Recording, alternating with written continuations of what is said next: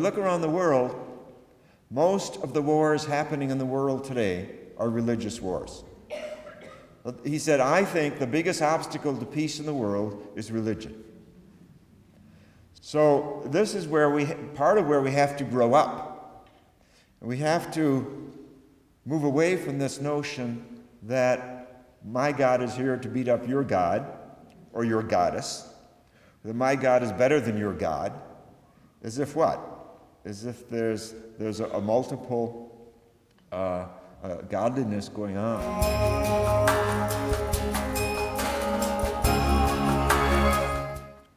Being a spiritual person is not about passing teacups. It takes strength and courage, and we all need that today. And this is why we need spiritual practices that challenge us to bring the adventure out of our souls, to make us warriors again. Too much of religion in the West is about comfort. Jesus never said, blessed are the comfortable. Buddha never said, blessed are the comfortable.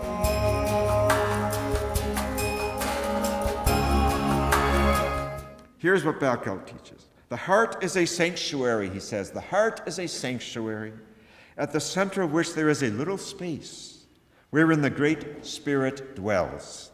And this is the eye. This is the eye of the Great Spirit, by which he sees all things and through which we see him. And then Black Elk moves to the behavior, to the practical application. The first peace, he says, P-E-A-C-E, where peace comes from. The first peace, which is the most important, is that which comes within the souls of people when they realize their relationship, their oneness with the universe and all its powers. And when they realize that at the center of the universe dwells Wankantanka, the Holy One, and that the center is really everywhere. It is within each of us. This is the real peace, and the others are but reflections of this.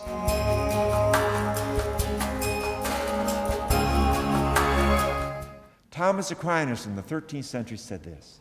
He said, one human being is capable of doing more evil than all the other species put together. Wow! When I first read that, I felt so proud. Wow! We're good at something. We stand out.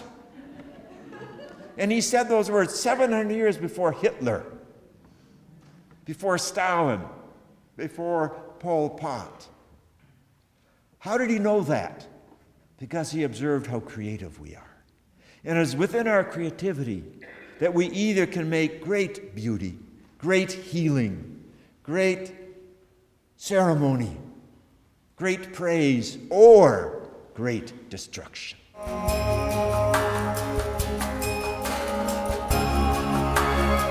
Let me tell you that toward the end of his life, David Paladin became a minister, in fact, in a Unitarian minister. We're in a Unitarian church tonight. And he became a chaplain to the police and to the prison population. Interesting combination. And this is what he said. He said, when you're called at 2 a.m. and are told that someone's been murdered, and your job as a police chaplain is to go to a stranger's house, knock on their door at 3 a.m. and tell them their loved one has been murdered. He said, it took as much creativity for me to do that as it ever took to paint a painting. See, this is part of the indigenous way of seeing the world. All of life is an invitation to your creativity. And he made the point, I mentioned it this morning, that don't go around telling people that you're not creative. If you can talk, you're creative.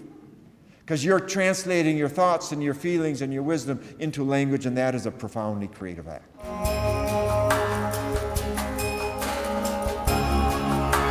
Quote, a Native American grandfather was talking to his grandson and said, I feel as if I have two wolves fighting in my heart. One wolf is a vengeful, angry, violent one. The other wolf is a loving, compassionate one.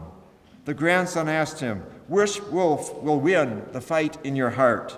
The grandfather replied, the one I feed. The one I feed. May you feed the right wolf.